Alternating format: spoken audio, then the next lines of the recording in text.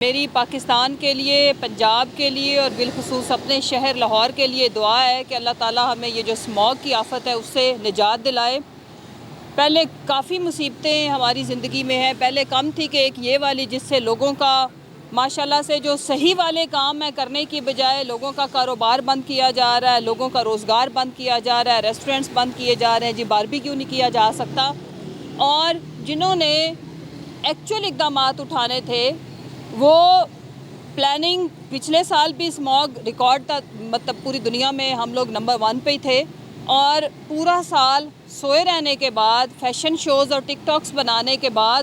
خود جب لاہور آفت زدہ ڈکلیئر ہوا تو گلے کی خراش کا علاج کرانے کے لیے میڈم سی ایم تشریف لے گئیں سوئٹزرلینڈ، اور وہاں پہ ماشاءاللہ سے پھر وہی طب آزمائی کہ جی میرا تو یہ جو میں علاج کے لیے اس لیے آئی ہوں کہ اس کا تو علاج سوئٹزرلینڈ اور امریکہ کے علاوہ ہے نہیں۔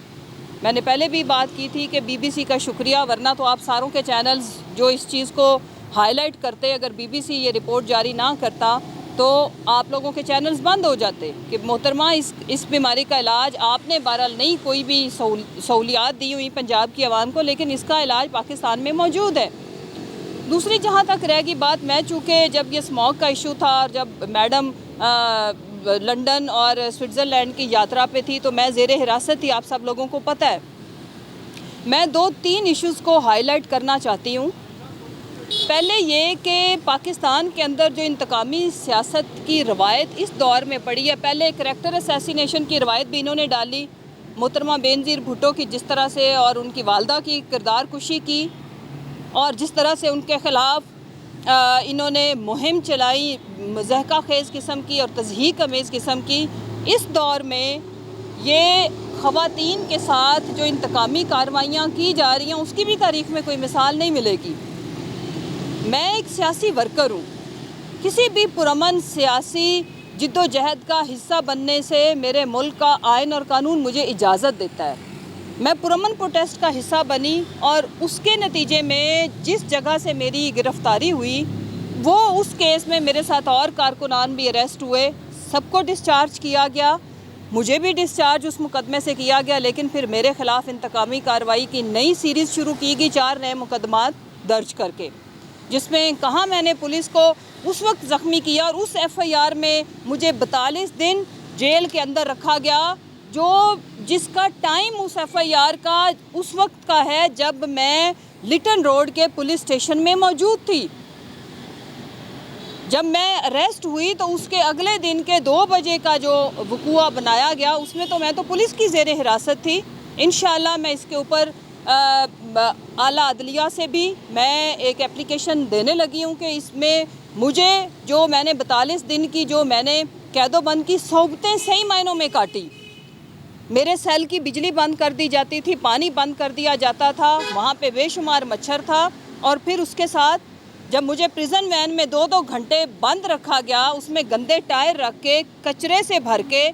اور وہاں پہ 2 گھنٹے کے لیے مجھے بند کر کے پھر 4 گھنٹے مجھے اس لاہور شہر کے اسموگ کے دنوں میں جب ماشاءاللہ سے بچوں کے اسکول یہ لوگ بند کر کے بیٹھے ہیں تو پریزن وین اور ساتھ پولیس کی کتنی گاڑیاں، تو یہ مجھے 10 چکر انہوں نے شہر کے لگوائے۔ 1 بجے تک میری فیملی یہاں پہ بیٹھی ہوتی تھی، میرا بچہ جو آٹسٹک ہے، کینسر سروائیور ہے، بخشی خانہ میں مجھے بند کر دیا جاتا تھا۔ ہمارے جتنے قائدین لیڈران آتے ہیں وہ ان کو الاؤ ہوتا ہے جیل میں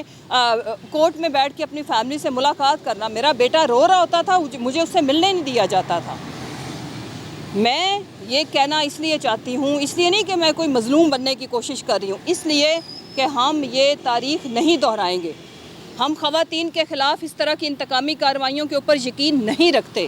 لیکن میں یہ کہتی ہوں، اپیل کرتی ہوں کہ یہ سلسلہ بند ہونا چاہیے۔ ڈاکٹر یاسمین راشد گزشتہ 1.5 سال سے وہ جیل میں بند ہے۔ اعجاز چودھری صاحب senator, sitting senator, heart patient, ابھی انہیں ریسنٹلی ڈینگی ہوا ہے، ان کا ویٹ لاس کا ایشو ہے، ہو گیا، ان کو شوگر ہے۔ شاہ محمود قریشی صاحب، میاں محمود رشید صاحب، ان کی بھی ڈیورنگ حراست ایک سرجری ہوئی۔ عمر چیمہ آج بھی ہاسپٹل میں ایڈمٹ ہیں۔ یہ ہم کس طرف جا رہے ہیں؟ میرا یہ مطالبہ ہے پاکستان کی عدلیہ سے کہ وہ پلیز پولیس کے محکمے کو نکیل ڈالے اور ان سے پوچھے کہ اگر کوئی سیاسی قیدی ہے، ہم کوئی واقعی دہشت، ٹھیک ہے 780 یہ لگا رہے ہیں، لیکن ہم کوئی دہشت گرد تو نہیں ہیں۔ ہمارے ساتھ دہشت گردوں سے بھی برا سلوک کیا جاتا ہے دوران حراست۔ ہم پاکستان کے شہری ہیں، پہلے پرامن شہری ہیں، پھر ہم کسی سیاسی جماعت کے کارکن ہیں، لیکن ہمیں اس طرح سے تضحیک کا نشانہ بنایا جاتا ہے جیسے خدا نخواستہ واقعی ہم ملک دشمن ہوں، اور اگر نہیں ہے تو ہو جائیں، جو رویہ ہمارے ساتھ رکھا جاتا ہے۔ لیکن میں اطلاع دینا چاہتی ہوں، ہم پھر بھی نہیں ہوں گے۔ یہ وطن ہمارا ہے،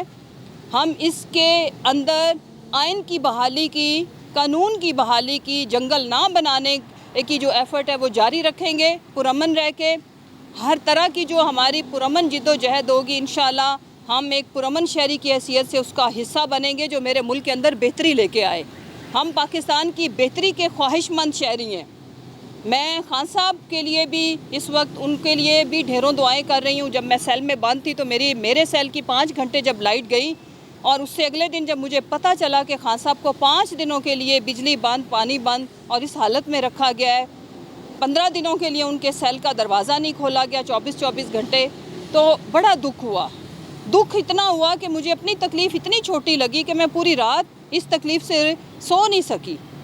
بات یہ ہے کہ ایک اس ملک کا ایکس پرائم منسٹر، ایک سپر سٹار جس نے 3 کینسر ہاسپٹل دیے، 2 نمل یونیورسٹی دی، آپ ان کے ساتھ یہ سلوک کیسے کر سکتے ہیں؟ اس لیے کہ وہ آئین کی بحالی، رول آف لا، اس ملک سے غربت کا خاتمہ کرنا چاہتے ہیں، اور آپ نے ایک ایسا ٹولہ مینڈیٹ چوری کر کے ہمارے اوپر مسلط کر دیا جس کو عوام نے چنا ہی نہیں۔ عوام کی نفرت ان کے اگینسٹ اب اتنی بڑھ چکی ہوئی ہے کہ عوام ان کی شکل نہیں دیکھنا چاہتی۔ یہی وجہ ہے کہ ہمارے معاشرے کے اندر یہ جو ایک جو رواداری کا کلچر تھا وہ تو نام کو نہیں رہی، بلکہ اب لوگ واقعی ہی جنرل پبلک اشتعال انگیزی پہ اتر آئی ہے۔ میں تو ان سے بھی اپیل کروں گی کہ ہم نے ان کا آئینی اور قانونی راستے سے راستہ روکنا ہے۔ ووٹ کے ذریعے آپ نے ان کو ان کے گھر تک پہنچایا جو کہ لنڈن ہے۔ آگے بھی انشاءاللہ اپنی پرامن جد و جہد کے تحت ہم ان کو بتاتے رہیں گے کہ عوام آپ کو پسند نہیں کرتی۔ جہاں آپ نے اس ملک کا دولت لوٹ کے رکھی ہوئی ہے وہاں تشریف لے جائیں اور ہمارے حال پہ رحم کریں۔ انشاءاللہ جو بھی پرامن جد و جہد ہے ہماری، ہم اس میں اپنی شمولیت جاری رکھیں گے۔ پاکستان کو صحیح معنوں میں اس کی جو حقیقی قیادت ہے وہ واپس اس کے کریں گے، اور ایک پرامن شہری کی حیثیت سے ہم اپنی آواز بھی اٹھائیں گے اور اپنی جو عملی ذمہ داری ہے اس کو بھی انشاءاللہ ہم نبھائیں گے۔ 24 کی کال ہے، یہ صرف مینڈیٹ کی واپسی کی کال ہے۔ میں یہ آپ سب کو بتانا چاہتی ہوں، مینڈیٹ کس کا چوری ہوا ہے؟ عوام کا۔ عوام نے ایک جماعت کو منتخب کیا اور اس جماعت کو فارم 47 کے تحت ایوانوں سے اور فیصلہ سازی سے دور رکھا گیا۔ اس کے اوپر اگلا ظلم یہ ہوا کہ آپ نے ایک تو جو 26ویں ترمیم تو کی سو کی، ہمیں ہماری آج تک ریزرو سیٹیں کیوں نہیں دی گئیں؟ تو میں یہ کہنا چاہتی ہوں کہ ان تمام اگر یہ ہمارے مطالبات ان کو لگتا ہے کہ ٹھیک نہیں ہے تو ہمیں یہ ایڈریس کریں نا، بتائیں کہ یہ مطالبات آپ کے اس ملک کے آئین اور قانون کے دائرے سے باہر ہیں، تو ہم اپنی یہ کال، کسی بھی طرح کی کال کا ہم حصہ نہیں بنیں گے۔ اور اگر یہ عین جمہوری ہیں، آئینی ہیں اور قانونی ہے تو میں ہر اس جد و جہد کا حصہ ہوں، رہوں گی اپنے خون کے آخری قطرے تک، جو میرے ملک کے عوام کے جو حقوق ہیں ان کو انشور کرے۔